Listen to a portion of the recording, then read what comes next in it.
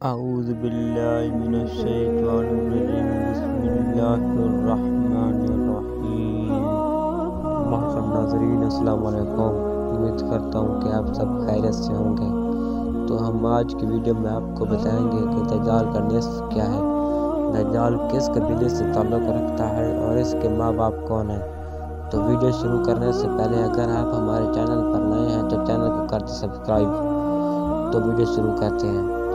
حدیث میں ہے کہ دجال ایک مشہور کاہن شک نامی شخص کی اولاد میں سے ہوگا۔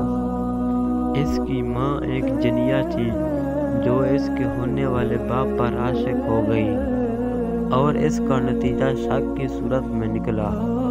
شیاطین اس کے بڑے عجیب و غریب کام کرتے تھے جس کے سبب حضرت سلیمان علیہ السلام نے اس کو قید کر دیا اور اب وہ کسی جزیرے میں جکڑا ہوا ہے۔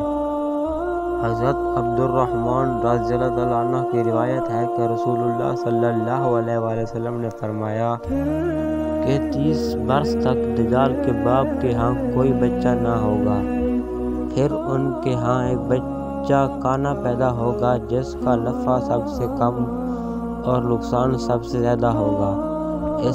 اس کا باپ دراز قد ہوگا جس کا گوشت تھر کا ہوگا، جس کی ناک بالکل چونچ کی طرح لمبی ہوگی، اس کی ماں کے پستان بڑے ہوں گے۔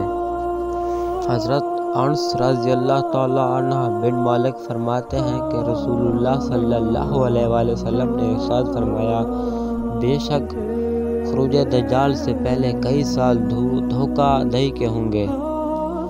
اس وقت حالت یہ ہوگی کہ سچے آدمی کو جھوٹا اور جھوٹے آدمی کو سچا سمجھا جائے گا، اور اس دور میں امانت دار کو خائن اور خائن کو امانت دار سمجھا جائے گا، اور اس زمانے میں رویبضہ گفتگو کرے گا۔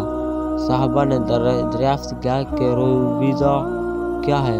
فرمایا، فاسق بھی امور عامہ میں باتیں کریں گے، یعنی باتیں کریں گے۔